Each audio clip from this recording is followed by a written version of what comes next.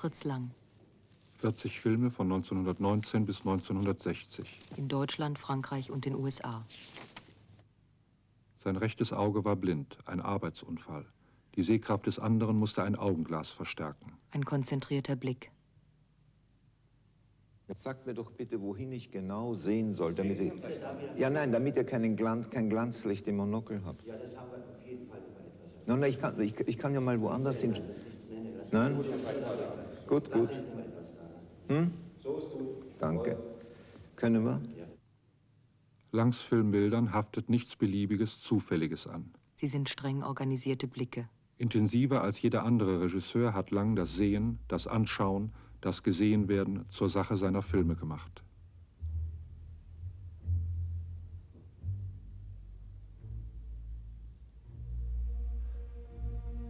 Was muss durch diese Augen gegangen sein, die sich öffnen wie aus schwerem Schlaf?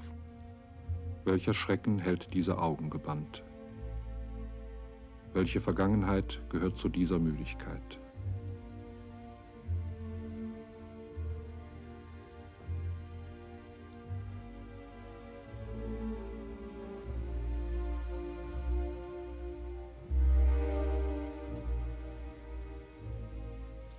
Warum diese ohnmächtige Furcht?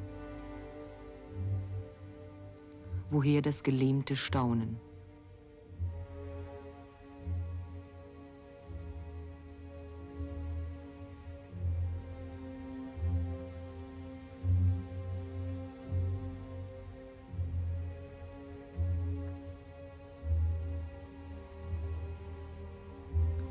Welche anderen Bilder Welche Szenen und Geschichten passen zu diesen beunruhigenden Blicken?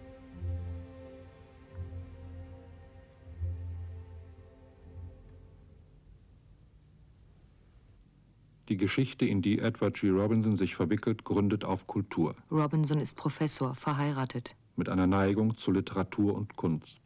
Seine Familie verreist. Und wir finden ihn wieder in der Bibliothek seines Clubs.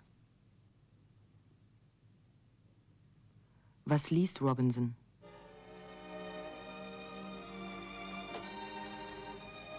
Das Lied der Lieder. Er küsse mich mit den Küssen seines Mundes, denn deine Brüste sind besser als Wein. Sie riechen nach den allerbesten Salben. Dein Name ist ein ausgegossenes Öl. Darum lieben dich die Jungfrauen. Zieh mich, so wollen wir dir nachlaufen, dem Geruch deiner Salben nach. Der König führt mich in seine Kammer. Wir frohlocken und freuen uns in dir. Gedenken deiner Brüste mehr als des Weins.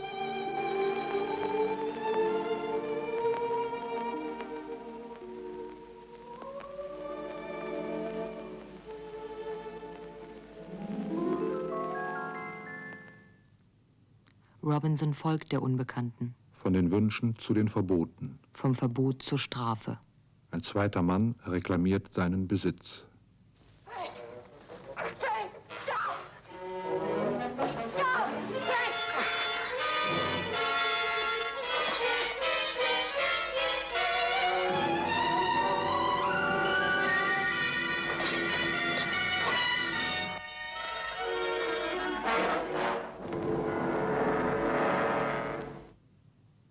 Der Professor für Kriminalpsychologie, zum Totschläger geworden, hat es unversehens mit einer Leiche zu tun. Der Wunschtraum ist zum Albtraum geworden. Und vom Träumer ist uns bekannt, dass er zu seinen Wünschen ein ganz besonderes Verhältnis hat. Er verwirft sie, zensuriert sie, kurz, er mag sie nicht. Eine Erfüllung derselben kann ihm also keine Lust bringen.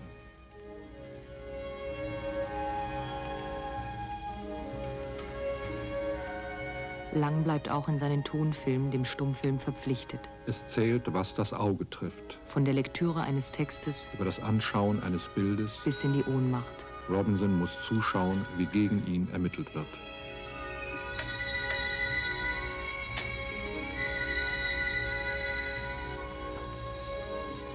Eingeschlossen zu sein und nicht eingreifen zu können, das Schicksal vieler Langhelden.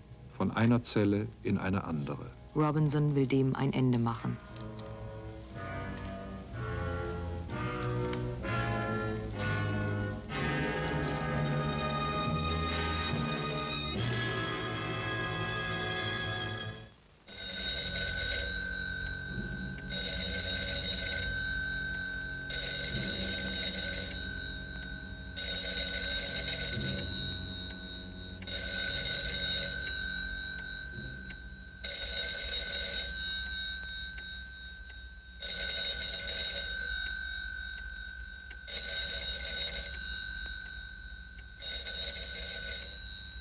Am Ende erwacht er aus einem Traum. Was ist das für ein Leben, das solche Träume braucht, fragt der Analytiker Lang. Die analytische Einsicht ist weltverändernd. Ein heiterer Argwohn ist mit ihr in die Welt gesetzt, ein entlarvender Verdacht, die Verstecktheiten und Machenschaften der Seele betreffend, welcher, einmal geweckt, nie wieder daraus verschwindet.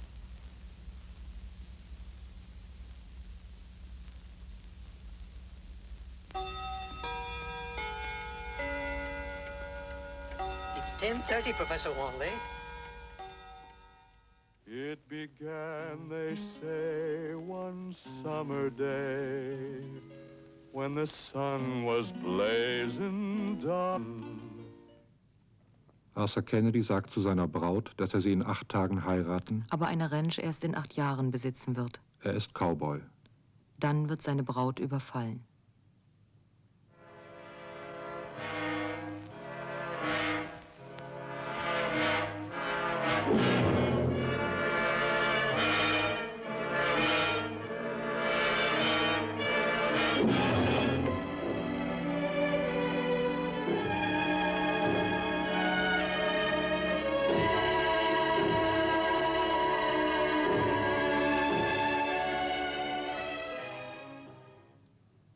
Der Arzt muss Kennedy sagen, dass ihr nichts erspart wurde.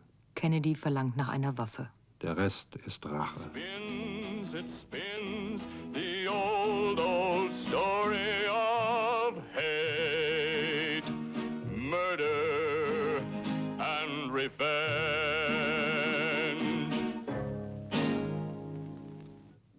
Auf der Suche nach dem Mörder hört Kennedy von Marlene Dietrich. Die Dietrich ist eine Abenteurerin, Sängerin, Spielerin und sie weiß, mit Männern umzugehen. Kennedy Von den Erzählungen fasziniert. macht sich ein Bild von ihr. Dann trifft er sie endlich. Sie stellt fest, dass er sie recht ausgiebig anschaut. Ich habe so viel von Ihnen gehört, dass ich schon nicht mehr glaubte, dass es Sie gibt. Halten Sie mich für einen Wunschtraum? Zum ersten Mal in meinem Leben sehe ich einen. Die Dietrich besitzt eine Ranch Versteck für eine Bande Gesetzloser. und sie ist der Boss. Sie und Kennedy könnten ein Paar werden. Aber der Cowboy sucht nichts als Rache. Er sieht die Brosche seiner Braut am Kleid der Dietrich. So findet er den Mörder. I didn't mean to do it. She yelled. If she hadn't yelled, everything been all right. She yelled, I tell you. Let's see how you like it, Kent. Yell. Go ahead and yell. The longer you yell, the longer you live. Go on, let's hear you yell. Aber er ist gar nicht fähig, seine Rache zu vollziehen. Ein anderer Mann erschießt den Mörder aus ganz anderen Gründen. Bei dieser Schießerei wird auch die Dietrich tödlich getroffen.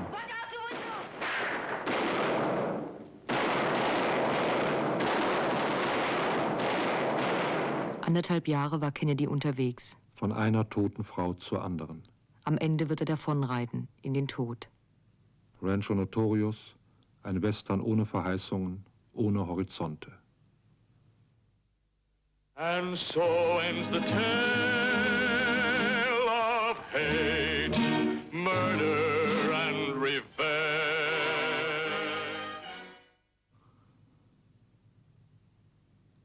Peter Lorre in dem Film M. Seit 60 Jahren gilt: Das ist ein Kindermörder. Darüber sind sich alle einig. Die Leute im Film und die Zuschauer des Films. So steht es in den Filmbüchern. Und selbst Fritz Lang nennt ihn einen Mörder. Woher diese Sicherheit? Was geschieht in diesem Film? Der Schauplatz ist Berlin.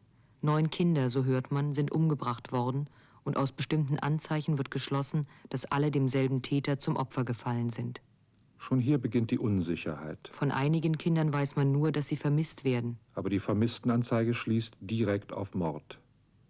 Die Informationen sind ungenau. Aber vielfältig. Fotos der Kinder werden veröffentlicht. Sonderausgaben von Zeitungen. Die Veröffentlichung eines anonymen Briefes. Der von der Hand des Mörders sein könnte. Die Hysterie bekommt zusätzliche Nahrung. Der Täter wird als gespenstischer Unhold beschrieben. Die begreifliche Nervosität wird noch dadurch gesteigert, dass die Bemühungen der Kriminalpolizei, des Mörders habhaft zu werden, bisher leider völlig erfolglos geblieben sind. Aber die Polizei steht vor der fast unlösbaren Aufgabe, einen Täter zu fassen, der bisher auch nicht die geringste Spur hinterlassen hat. Wer ist der Mörder? Wie sieht er aus? Wo verbirgt er sich? Niemand kennt ihn. Und doch ist er mitten unter uns. Und jeder, der neben dir sitzt, kann der Mörder sein. Jawohl. Sehr richtig. Was kriegst du mich denn dabei so an? No, wirst du schon wissen. Was soll ich wissen? Na, denk mal nach. Wird dir schon einfallen. Was willst du damit sagen? Dass ich dir auch schon mal gesehen habe, wie du hinter der Kleinen aus dem 4. Stock der Treppe aufgegangen bist. Du bist mal verrückt, du Schweinskerl! Wer ist ein Schweinskerl? Ich oder er, der Herr die kleinen Mädchen zuerst? Saukerl, du Mörder! Unter einem allumfassenden Verdacht hat jeder seine Unschuld zu beweisen. In dieser Gesellschaft herrscht diffuser Terror. Jeder wird zum Terroristen und zu seinem eigenen Terroristen. Jeder ist sein eigener Denunziant und jeder bestraft sich selbst. Das schwarze Schaf, der Sündenbock, das ist die Sexualität. eine ganze Stadt kontrolliert und überwacht sich selbst mit Hysterie, Mit Organisation und Technik. Lynchen und Folter. Einmütig reagieren die sonst konkurrierenden Systeme. Behörden, Polizei, Verbrecher. Und selbst die Bettler. Verschärfung der Passkontrolle, Durchsieben der ganzen Stadt, Razzien. Immer neue, immer schärfere Razzien. Jeder Wohnungsinhaber, jeder Hausbesitzer, jeder, der ein Grundstück hat, muss verpflichtet werden, eine peinlich genaue Durchsuchung seines Besitztums nach irgendwelchen Spuren durchzuführen. Über die als Täter in Betracht kommende Person ist zweifellos irgendwo bereits Material vorhanden. Er ist doch sicher, als ein schwer pathologischer Mensch, schon einmal mit den Behörden im allgemeinen Sinn in Berührung gekommen. Darum müssen alle Fürsorgeanstalten, Gefängnisse, Nervenkliniken und Irrenanstalten zu schärfster Mitarbeit angeregt werden. Ja, richtig. Wir müssen die Stadt mit einem Netz von Spitzeln überziehen. Jeder Quadratmeter muss unter ständiger Kontrolle stehen. Kein Kind dieser Stadt darf einen Schritt tun, von dem wir nichts wissen. Ja gut, aber wie? Wer? Es müssen Menschen sein, die überall hinkommen, ohne Aufsehen zu erregen. Die jedem auf der Straße nachgehen können, ohne aufzufallen. Eine Selbstreinigung der Gesellschaft mit dem Ziel, einen einzelnen und vorzeigbaren Täter zu finden. Anders ist der Schuldvorwurf gegen alle nicht aus der Welt zu schaffen. Dieser Unbekannte muss in das Bild passen, das man sich von ihm macht.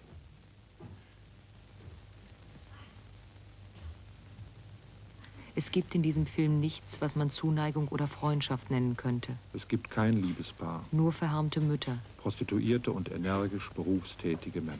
keine Lust, Kein Vergnügen. nur Misstrauen und Sorge. Im Dialog des Films heißt es, ein paar Süßigkeiten, ein Spielzeug, ein Apfel. Können zum Verhängnis werden. In dieser Welt der Zensur und der Selbstkontrolle erfüllt Lorre das gesuchte Bild. Seine weichen Züge, Seine formlose Sanftheit, sein etwas infantiles Gebaren.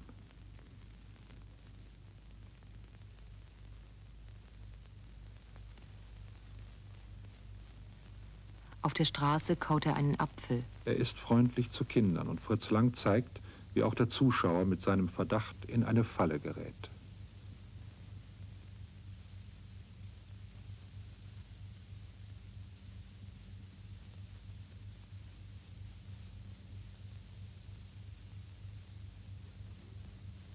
In einer anderen Szene wird Peter Lorre mit einem Bild konfrontiert, das ihn augenscheinlich erregt.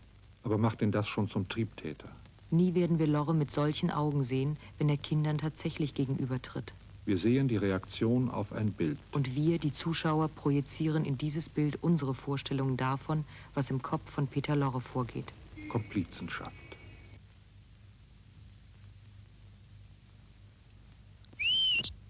So gerät Lorre in das Netz der Verdächtigungen. Ein Blinder identifiziert ihn.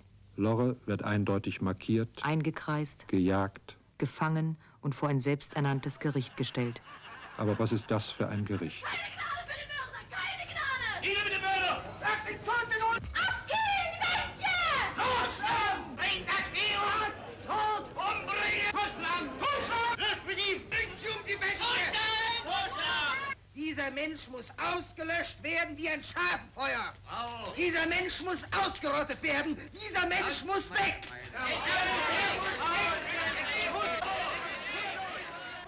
Vor diesem Gericht legt Lorra ein entsetzliches Geständnis ab. Und mit mir rennen die Gespenster von Müttern, von Kindern. Die gehen nie mehr weg. Die sind immer da. Immer. Immer. Immer. Nur nicht, wenn ich's tue. Wenn ich...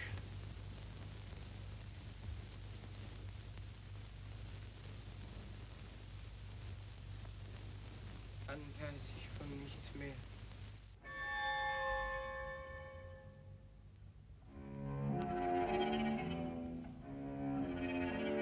Ein Sittlichkeitsprozess ist die zielbewusste Entwicklung einer individuellen zur allgemeinen Unsittlichkeit, vor deren düsterem Grunde sich die erwiesene Schuld des Angeklagten leuchtend abhebt.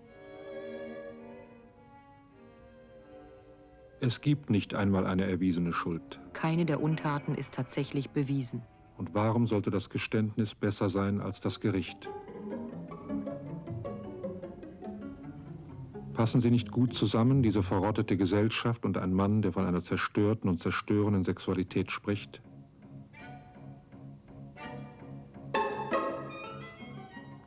Vielleicht versucht Lorre nur, dem Bild zu gleichen, das sich die anderen von ihm machen. Vielleicht ist sein Geständnis nur eine Selbstbestrafung. Wir wissen nur, es gibt einen Mörder. Wenn es der hier nicht ist, muss es einer von den anderen sein. Mörder unter uns, so sollte der Film zuerst heißen.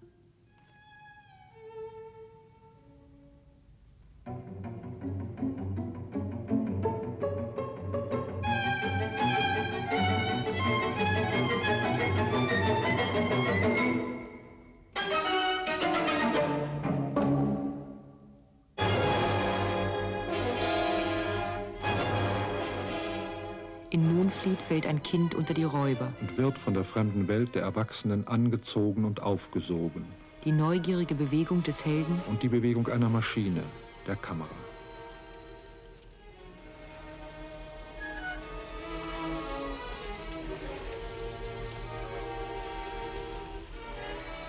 Der kleine John Mohun ist von seiner sterbenden Mutter ausgeschickt worden, sich ihrem ehemaligen Geliebten anzuvertrauen. Der Geliebte von einst, von ihrer Familie mit Hunden aus dem Haus gehetzt, ist jetzt das Haupt einer Schmugglerbande an Englands Küste.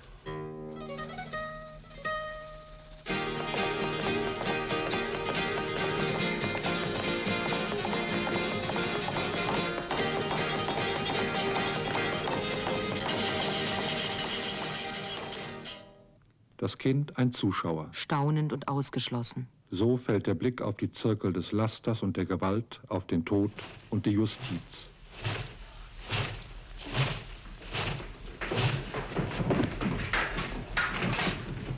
Es wird oft getötet in Langsfilmen. Mit Energie. Geschicklichkeit und Arroganz.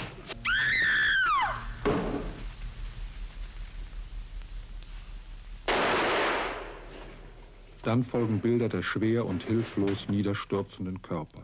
Als wollten die Toten sich mit ihrem besonderen Gewicht den Lebenden in den Weg legen. Oder Lang zeigt nur noch die Gliedmaßen. Abgetrennte Teile, ein zerschnittener Zusammenhang.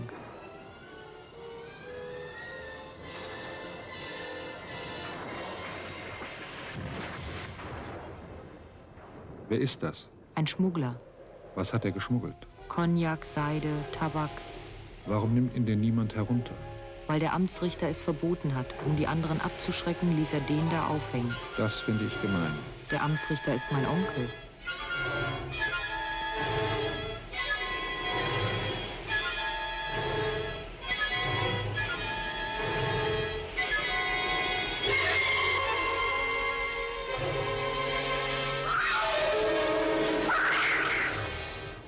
Der Absturz wird zum Akt der Erkenntnis. Was die Leute für Gespenster halten, die auf dem Friedhof umgehen, das sind die Schmuggler, die in den Katakomben unter der Kirche ihren Geschäften nachgehen. Eingeschlossen in der Gruft wird John Mohun zum Mitwisser und er lernt die Zeichen zu deuten. Die Schmuckstücke, die Inschriften, die Denkmäler. Sie sind ein Schlüssel zur Geschichte seiner Mutter und zum Familienbesitz der Mohuns. Das Schloss im Schatten und ein legendärer Diamant.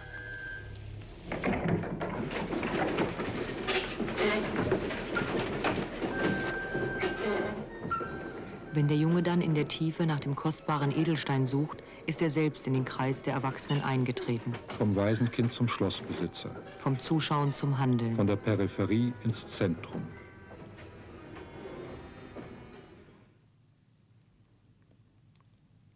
Anne Baxter ist Telefonistin in Los Angeles. Für einen Hollywood-Film nichts Ungewöhnliches.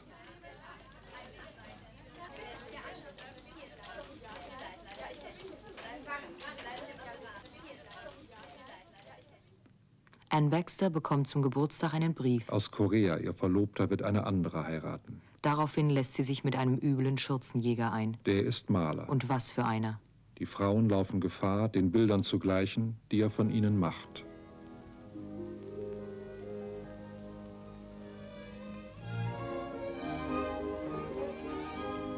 Sie geht mit ihm in seine Wohnung und will sich ihm entziehen.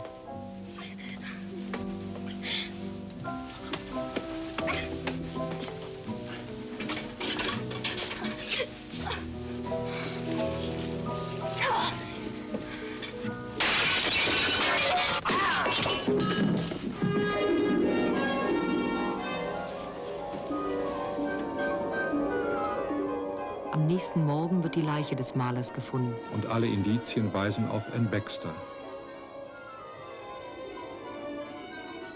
Für sie setzt sich der zerschmetterte Spiegel nicht mehr zusammen. Sie kann sich kein Bild machen. Ein blinder Fleck. Den andere ausfüllen werden. Zunächst ein Journalist, der eine Story wittert und, hilfeversprechend, sich ihr Vertrauen erschleicht. Guten Abend.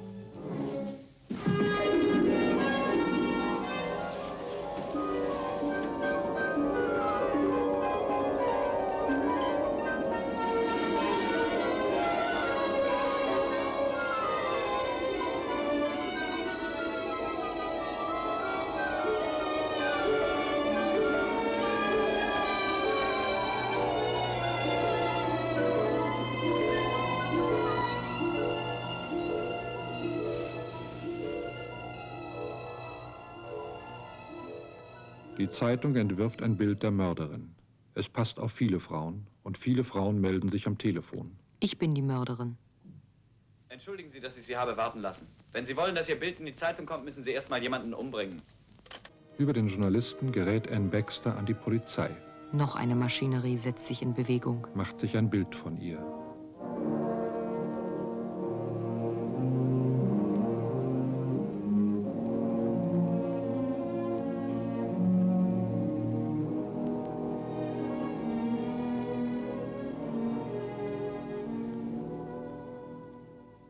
Dann ist die Presse schon wieder zur Stelle. Die Bilder, die die Fotografen schießen. Und ihre Blindheit. Eine Ohnmacht, für die Lang noch andere Bilder findet. Am Ende wird eine Plattenverkäuferin verhaftet. Der Maler hatte sie um die versprochene Ehe betrogen. Sie gesteht den Totschlag. Doch das bedeutet wenig. Beide Frauen sind einander zu ähnlich. Sie begegnen sich ohne Hass. Die eine tat, was auch die andere hätte tun können.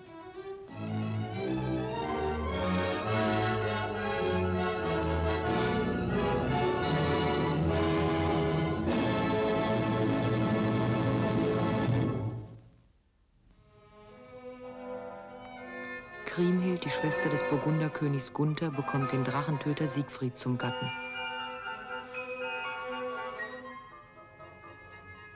Der Preis für dieses Ehebündnis? Ein Betrug. Für König Gunther muss Siegfried mit einer List die Amazonenkönigin Brunhild gewinnen.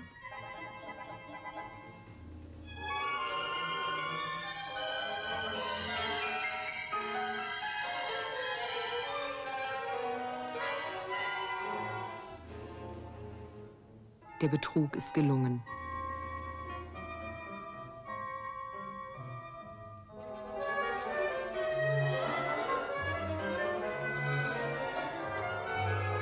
Doppelhochzeit. Siegfried und Kriemhild. Gunther und Brunhild. Die Brautnacht. Die Ehefrauen warten. Die Ehemänner trinken Blutsbrüderschaft unter der Eiche. Rot mischte Blut sich mit rotem Blute. Untrennbar sanken zusammen die Tropfen. Am Weg verende, ehrelos, wer dem Blutsbruder die Treue bricht.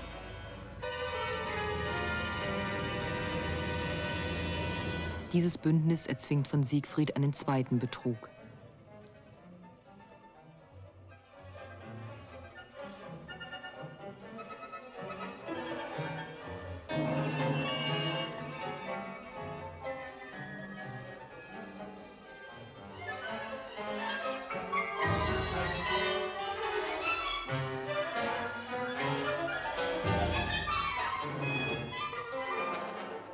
Siegfried muss für König Gunther Brünnhild auch im Brautgemach gefügig machen.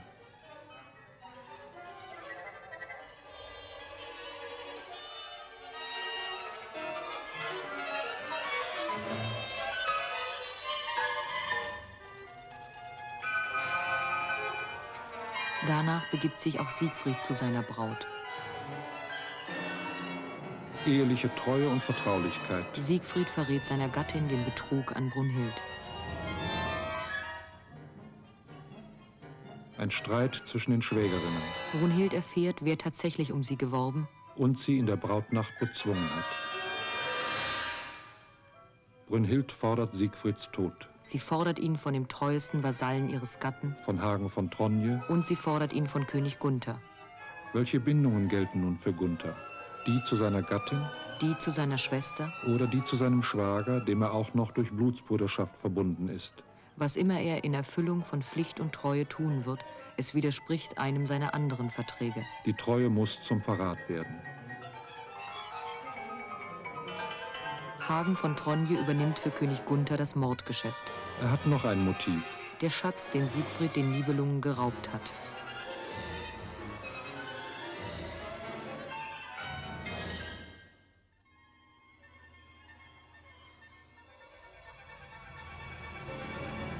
Die Ermordung des Gatten fordert die Rache der Gattin. Rache an Hagen, vor denen sich schützend ihre Verwandten stellen. Der Clan der Burgunder.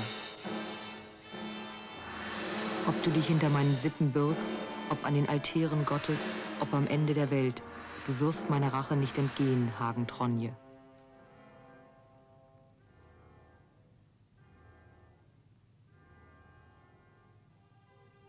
Kriemhild geht eine zweite Ehe ein, mit dem Hunnenkönig Etzel. Neue Schwüre, neue Treue.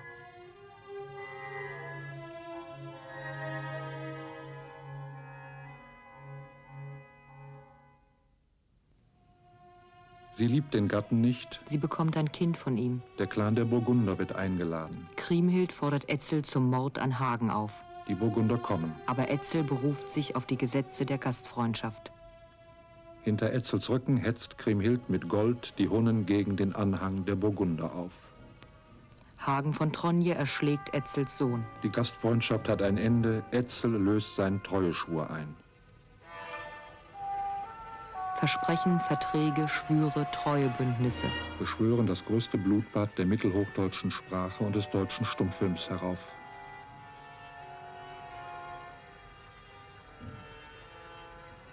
Kriemhild und Etzel wollen nur den Doppelmörder Hagen. Aber dem halten andere Gäste die Treue. Der hier Einlass begehrt, ist Kriemhild verpflichtet. Drinnen warten seine Verwandten.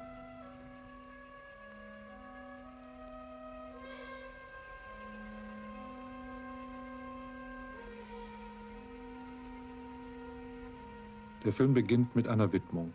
1946, während der Nürnberger Kriegsverbrecherprozesse, hat sich Hermann Göring vor seinem Selbstmord mit Nachdruck auf die Nibelungentreue berufen.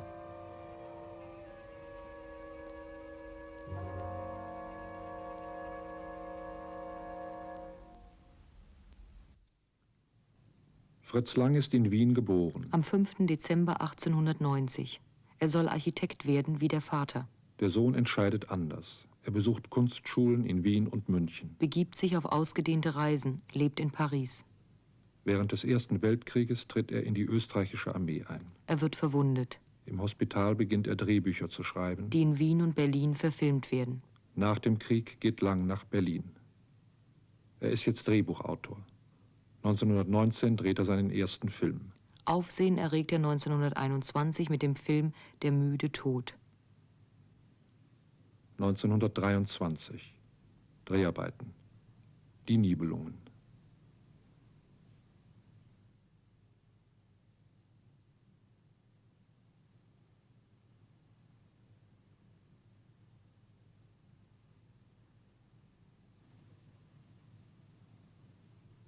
In den 20er Jahren dreht Lang in Berlin die teuersten und spektakulärsten deutschen Stummfilme. Ich habe zahlreiche Anträge abgelehnt, nach Amerika zu gehen, aber habe ja nie gedacht, für Amerika kannte sie auch gar nicht, Filme zu machen. 1931 M, sein erster Tonfilm. 1933 wird sein Film Das Testament des Dr. Mabuse von den Nazis verboten. Bitte? Der Toningenieur pegelt sich ein. Können Sie ein klein wenig vielleicht lauter sprechen? 1933. Es muss im März oder Anfang April gewesen sein. Goebbels bot mir die Führerschaft des deutschen Films an. Dann ging ich am selben Abend nach Paris. Ich wollte nicht mehr nach Deutschland zurückkommen. Und von Paris nach 3/4 Jahren nach Amerika. In Paris machte ich Lilium mit Boyer. Und dann ging ich nach Amerika und zeichnete einen Zeitvertrag, einen Jahresvertrag mit MGM. In MGM, ich sprach damals sehr schlechtes Englisch. Ich lernte Englisch natürlich und in MGM machte ich zuerst in Gemeinschaft mit einem jetzt leider verstorbenen, sehr guten Schriftsteller, Oliver H.B. Garrett, einen Film, der hieß Hell Afloat, also schwimmende Hölle. Und zwar war dieser Film basiert auf einem Schiffsunglück, der Morro Castle. Der Film wurde dann aber aus Gründen, die hier zu weit führen würden, nicht gemacht. Und ich suchte in den großen Archiven von MGM nach irgendeinem Stoff, der mich interessierte. Langs erster Hollywood-Film heißt Fury, die Geschichte eines Mannes, der fast gelyncht wird.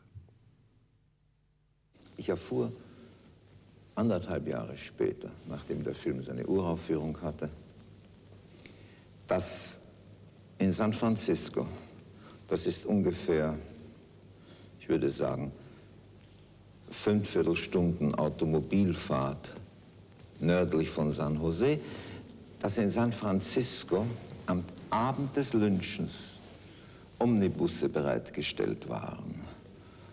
Und das Publikum wurde aufgefordert, wenn Sie einen Lynchen in San Jose beiwohnen wollen, kommen Sie mit uns. Es war also ein kaltes Lynchen, man hat das einfach vorbereitet. Das hätte ich sehr gerne noch in den Film aufgenommen.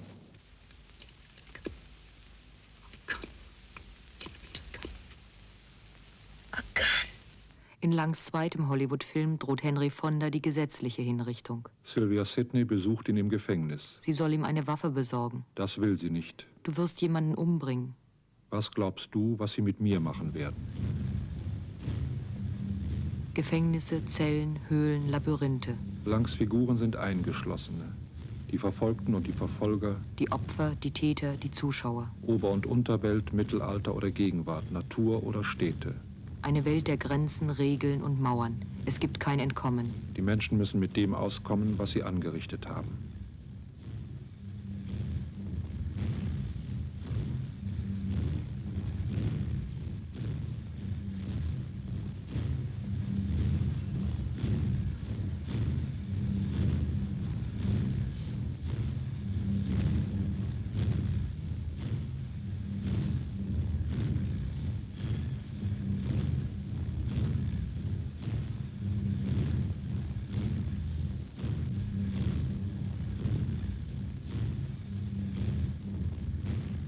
In Langs Science-Fiction-Filmen geht es nicht anders zu.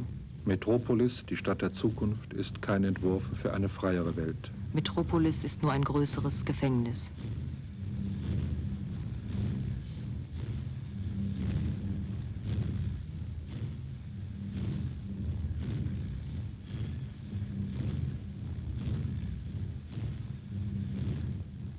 Reisen sind keine Entdeckungen von Neuland. Auch nicht, wenn es zum Mond geht. Die Menschen haben dorthin ihre alten Intrigen mitgenommen. Was die neue Welt schnell wieder zur alten macht. Die Aussichten auf die Zukunft. Ohne Hoffnung, ohne Utopie. Angemessen dazu die Erfindung die Fritz Lang für seinen Mondflugfilm gemacht hat. Der Countdown. Nicht 1, 2, 3, 4 und keiner weiß, wann es losgeht, sondern runterzählen. Auf 0. Neue Landschaften, weite offene Räume, die Überschreitung von Grenzen. Das ist bei Lang kein Versprechen auf Abenteuer und freie Bewegung. Die Natur wird zum Ort gezielten, planvollen Zugriffs. Nur einen Film hat Fritz Lang ausschließlich unter freiem Himmel gedreht. Es ist ein Kriegsfilm.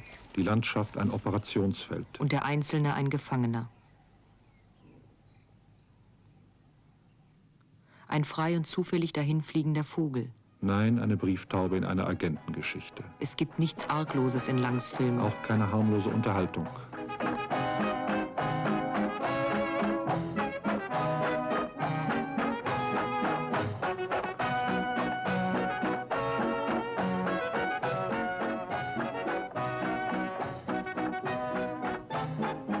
Humor, sagt Lang, kann den Weg ebnen zu Hass und Gewalt.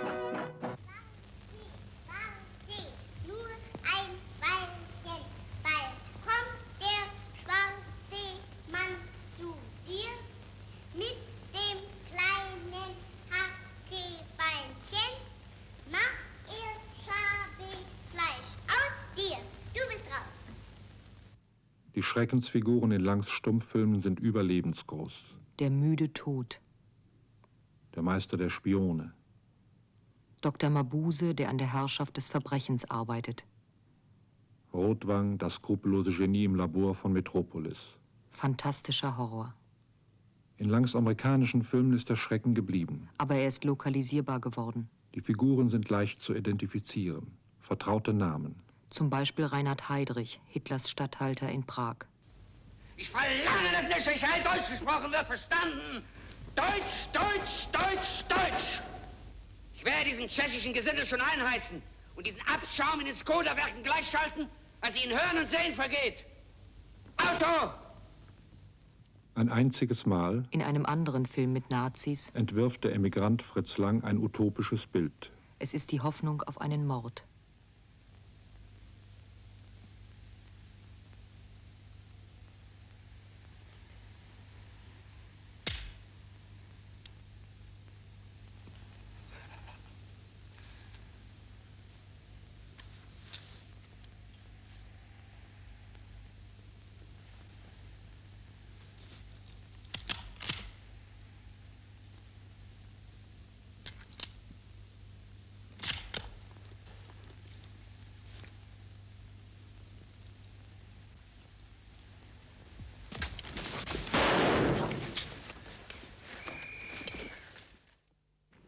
Was ist denn aber nun eigentlich die Tragik der Emigration? Die Tragik der Emigration sind ja nicht die veränderten Berufsumstände oder die täglichen Schwierigkeiten, die man im Beruf hat. Die kann man immer überwinden.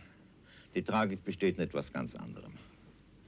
Ich bin in Wien geboren, habe Deutschland und speziell Berlin über alles geliebt und meine Wurzeln waren im europäischen Kulturkreis. Wenn man nun einmal diese Wurzeln, freiwillig oder unfreiwillig, radikal abgeschnitten hat, kommt die große Frage: Kann man in einem anderen Land, in einem fremden Land noch einmal Fuß fassen?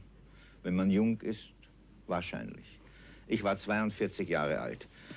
Und es wurde mir klar, wenn ich hier die Filme machen wollte, die mir vorschwebten, dann musste ich vor allen Dingen die englische Sprache beherrschen. Ich habe nie wieder Deutsch gesprochen, habe nur englische und amerikanische Zeitungen gelesen. Und in den amerikanischen Zeitungen war etwas, das man in Europa nicht kannte, der Comicstrip. Und von diesem Comicstrip habe ich sehr viel gelernt, sowohl für die Sprache als für die Mentalität der Amerikaner.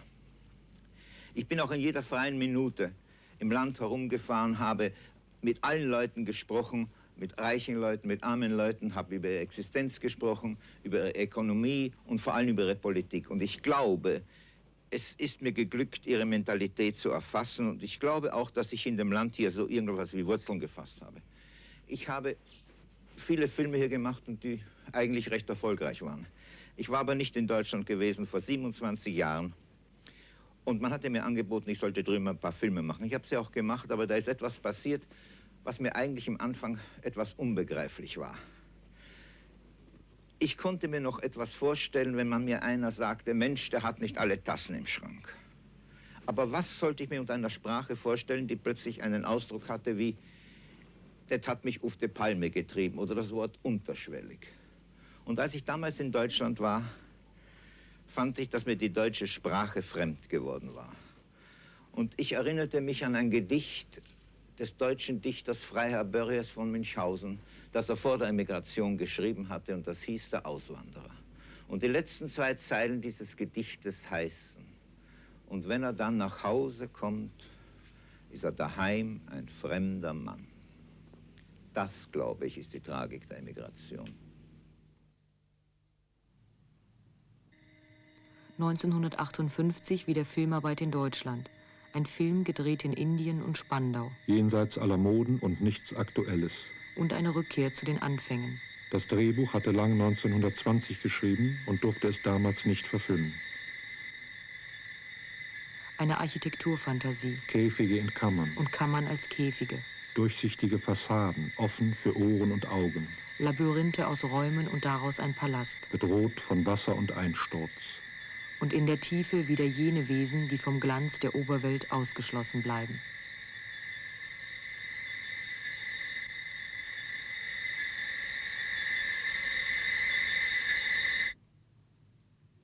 Langs Abschied vom Kino wird 1960 die Wiederbelebung des alten Monsters Dr. Mabuse. Dessen Nachfolger betreibt ein Hotel, das die Nazis unvollendet hinterlassen haben. Unglaublich, nicht wahr?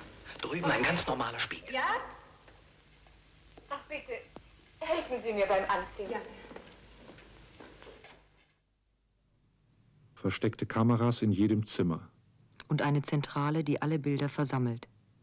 Was immer die Gäste in den Kammern auch tun mögen. Es ist schon Teil von Mabuses Inszenierung. Eine Allmachtsfantasie. Mit der Lang seine Scherze treibt. Und keine Angst, ich will Sie nicht versichern. Nee. Ich möchte nur mit... erlauben Sie, dass ich rauche? Bitte. Ich weiß, das ist eine schlechte Angewohnheit von mir, aber... Oh, pardon. Habe ich Sie erschreckt, was? Sozusagen aus dem Pantin gekippt bei dem ewigen Blindekuh-Spielen. Wissen Sie, diese Masche mit dem Blindsein finde ich großartig. Ja, tatsächlich. Wenn Sie so die Brille abnehmen und dann in die Ferne schauen, sehr attraktiv. Ist richtig schick. Dann die Haftgläser, wie im amerikanischen Gruselfilm. 1976, im Alter von 85 Jahren, ist Fritz Lang in Beverly Hills gestorben.